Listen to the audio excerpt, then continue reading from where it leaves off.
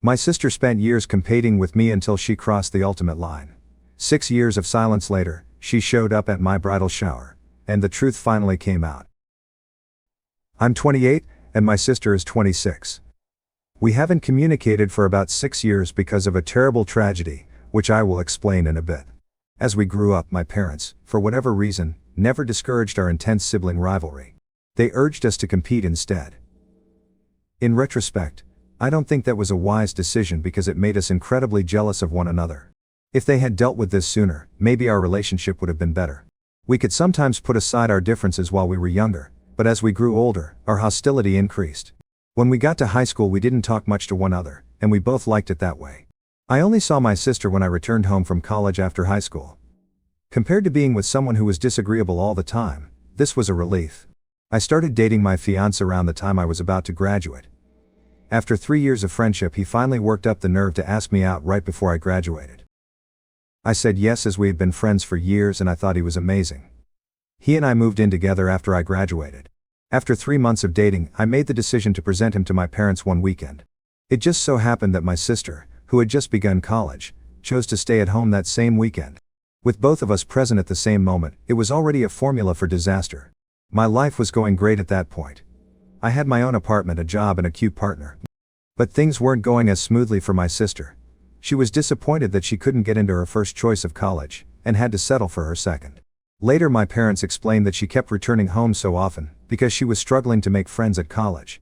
I could tell my sister wasn't happy when I told my parents about my relationship. As I introduced him to him, she pouted in the background. When I introduced her, she instantly turned on her charm, despite the fact that my partner was aware of the strained relationship I had with her. It felt weird, but I tried not to let it upset me. Then, however, things became much stranger. While we were all sitting around, my sister continued trying to chat to my boyfriend since she was too interested in his life. Despite our discomfort, neither of us spoke. Then she went too far. During dinner, she started to overtly flirt with him in front of me. She was obviously trying to irritate me. She wasn't subtle. I attempted to ignore my family's turmoil for a while since I didn't want my partner to notice. I finally lost it though, as she went on. I became enraged as she was openly flinging herself at him. I informed her that her behavior was disgusting and told her to stop. She continued to speak to him while rolling her eyes. That's when I lost it. I screamed at her, telling her that since she was making him feel uncomfortable, she should respect him as he was my guest. Even worse was her reaction. Helping my boyfriend realize he had alternatives and that he deserved better, she remarked with a sly smile. I was angry at the way she stated it. We began yelling at one another, and I became so irate that I branded her a loser and said she was resentful because she wasn't performing as well as I was. That struck a chord. The words had a profound effect on her, and before I could respond, she snatched my hair and gave me a slap across the table. I was too shocked to react at first because we hadn't fought physically since middle school. However, the situation swiftly turned into a full-fledged altercation. My boyfriend and our parents had to break us up because we had gotten so violent. We were both bruised and scratched by the end, yet we were still yelling at one another. After attempting to reassure me the entire time, my partner was able to finally pull me away, get me into the car, and drive us home. I was glad to have him on my side since without him, the conflict might have lasted even longer. I didn't speak to my sister at all after that happened. We had argued before, but it had never been this savage. This was the last straw for me. It was already easier living apart from her, and I no longer felt compelled to think of her as a member of my family. Even though my sister wasn't prepared to apologize, my parents called me the day after the fight to let me know they had chastised her, and hoped we might work things out in the end. I informed them that I was not interested in finding a solution. I wanted our connection to stay as it was, non-existent, and I didn't want anything to do with her anymore.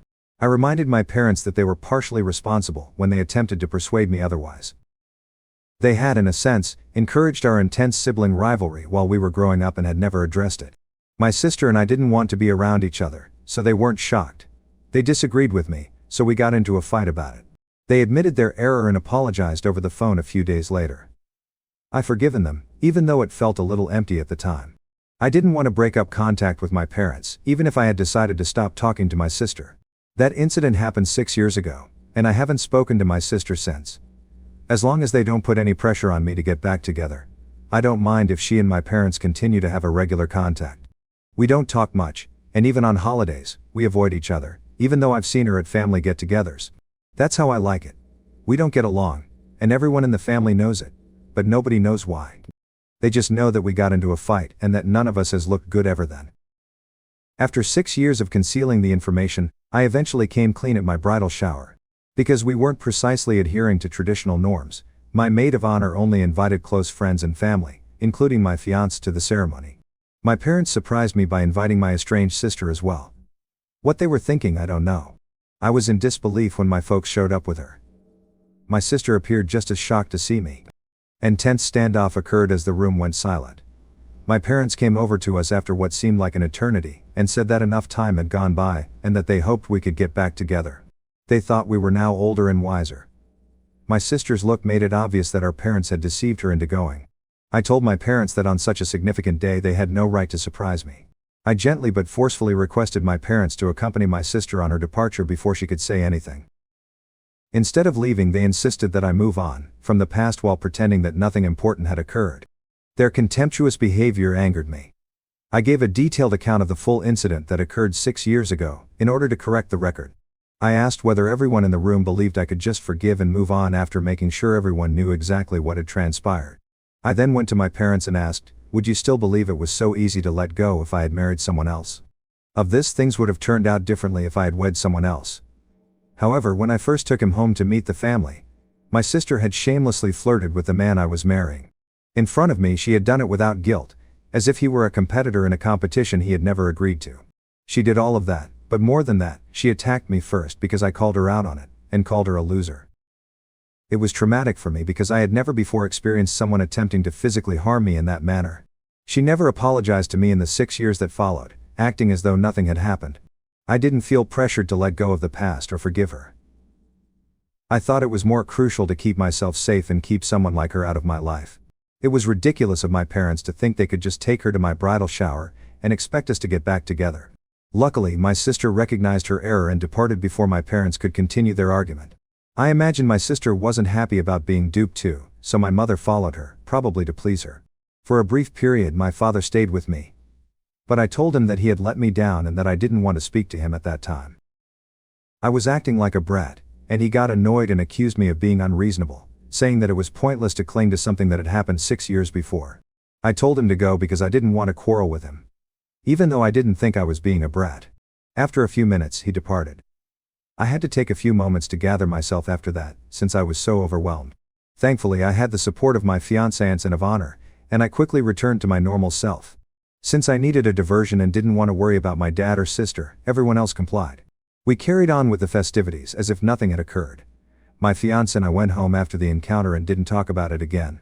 Since the incident, which happened around 5 days ago, I had not heard from my parents, but I was fine with it. After what they did, I thought we should take a break. I didn't anticipate hearing from them immediately, but they did finally get in touch, not to apologize, but to blame me for my sister's situation. My mom called this morning. When I replied, she told me to get in touch with my aunt, and make sure she gave my sister the job she had been talking about. My mother was upset and scared, and I had no idea what she was talking about, so I told her to calm down. She continued by explaining that layoffs and downsizing at her prior workplace had left my sister unemployed for about 6 months. A few weeks ago, she realized she could no longer afford the rent, and had to return to live with our parents. She had been looking for work, but she had not been able to locate a position that paid enough or that she enjoyed. My aunt, who was starting a new business, and my mother had talked about this. My aunt had originally decided to make my sister the head of marketing, because she had prior marketing experience. But after the bridal shower incident, when I told my aunt what had happened 6 years earlier, she stopped responding and finally canceled the offer. I wasn't shocked because I had always been my aunt's favorite, and I thought that was a reasonable explanation. My aunt replied that it was clear from her knowledge of the incident. I recounted that my sister had serious anger management problems when my mother forwarded her mail to me. The fact that my sister had not even apologized during the bridal shower infuriated my aunt. In addition, my aunt said that although she had originally decided to hire my sister due to their familial ties, she had just interviewed a better qualified applicant for the position. Instead, she made the decision to offer the job to the better qualified candidate. That made perfect sense to me, and I was really happy that my aunt had changed her mind. After receiving my aunt's note, I told my mother that there was nothing I could do about it. I wanted to avoid my aunt feeling pressured to recruit my sister just because they were related, as I had witnessed the detrimental impacts of nepotism in the workplace. It was evident that my aunt had identified a more qualified candidate for the position, which was the true reason my sister was not employed. I didn't want to get involved because my aunt was in charge of this. My mother became irate when I promised her that I wouldn't attempt to harm my sister's standing or reputation in the family. At my bridal shower, she started screaming at me, saying that I had ruined my sister's chances by bringing up the past. Considering how much it would affect my sister, she said I didn't need to bring up the incident at my bridal shower. She said I deliberately portrayed my sister as unstable and evil, in order to win the family's pity and position myself as the nice one. Just so you know, when I described the incident, I wasn't concealing anything. I freely acknowledged that prior to her physical assault, I had called her a loser. But I don't think her violent response was justified by the name-calling. My mother's accusation that I brought up the incident purely to harm my sister's reputation was unfair. After giving it some thought, I hung up the phone and blocked my parents. I wondered if it was the correct thing to bring up the past. My mother had claimed over the phone that I hadn't given my sister a fair opportunity to demonstrate her growth over the years, and that it was unkind of me to bring up the fight, particularly when it cost her a job offer. First update. Hello Reddit. I want to thank everyone who took the time to leave a comment before I talk about what transpired after my first post. Thank you very much for your guidance and good remarks. Since my sister had previously been prohibited from contacting me for 6 years, my parents were unable to get in touch with me directly after I blocked them. They chose to visit my home since they had no other choice. With my wedding just a few weeks away, I was overburdened and very busy getting ready. I had just gotten home from work that day, and my fiancé and I had a last-minute wedding dress fitting plan. I instructed them to go when they showed there without an invitation. We knew that if we opened the door, they would continue the talk and aggravate me much more, so we didn't want to interact. They remained even after I threatened to contact the police. To be honest, I didn't want to contact the police since I didn't want to handle the problem that way, and it felt over the top. We agreed to let them in for a little talk, hear their side of the story, and end it there after talking it over with my fiancé. After deciding on a course of action, we let them in and warned them to hurry because we had other obligations. Thankfully, my folks quickly got to the point. They clarified that my behavior at the bridal shower was the reason my aunt had withdrawn her offer of employment to my sister. They said that I was to blame for my sister's situation, and asked that I contact my aunt to make sure she was hired. I paid attention, but I didn't want to say it again. Since it was the same argument, I told them that since I had already called my mother, there was nothing I could do about it. It didn't make sense for them to come to my house and talk about it again since they knew I was busy, and getting married in a few weeks. I was interrupted by my sister, who said they had come for reasons other than the job offer. This was our first chat in 6 years, so I was surprised. She continued by saying that she felt obligated to apologize, which is why she chose to come. At the moment, I was unsure of how to feel. To be honest, I had severe misgivings and didn't trust her intentions.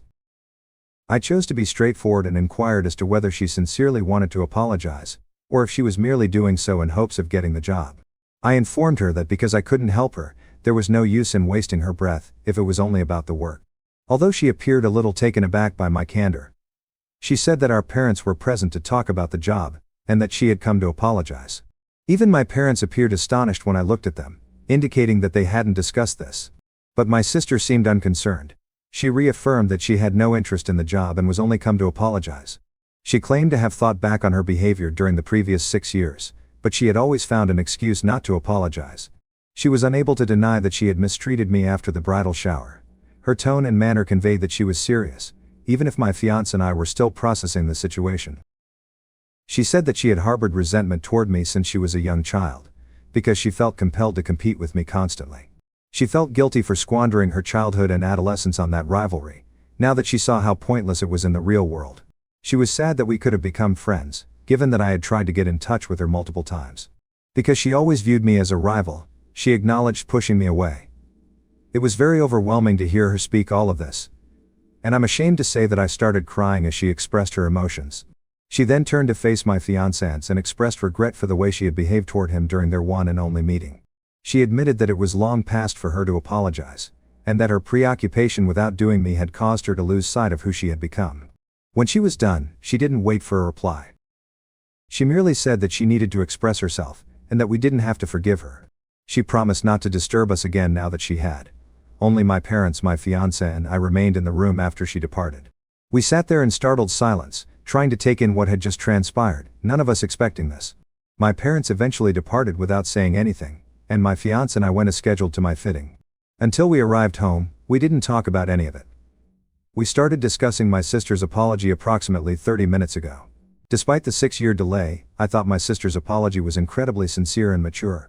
My fiancé and I are still processing things, so we aren't sure if we forgive her. I'm glad she recognized we could have been friends, and I've unblocked her. But I need more time to reassure her that everything is really okay. Second update. I neglected to include my parents in my last update. Since their visit a few days ago, they have not gotten in touch with us. Since they haven't expressed regret for what they did, we want to stay away from them. Because they encouraged rather than resolve the conflict between my sister and me, I consider them responsible. Their disregard for my sisters and my sentiments is evident, even after years of conflict and my attempts at forgiveness. We'll let them know in a few days that they won't be invited to the wedding. Third update. I was married last week, and it was a stunning, ideal day. My parents were not present, as was to be expected. They sent an email stating that they would not be attending, stating that they no longer wanted to be a part of our lives because my sister and I had stigmatized them. I don't mind if that's what they decide to do. On a more positive note, I contacted my sister prior to the wedding to welcome her to the event and to accept her apology. Having her there made the day even more memorable, and she accepted with grace. I'm happy to be getting back in touch with her, even if it's unbelievable to consider how far we've come. My husband and I are excited about our honeymoon, and life is better than ever.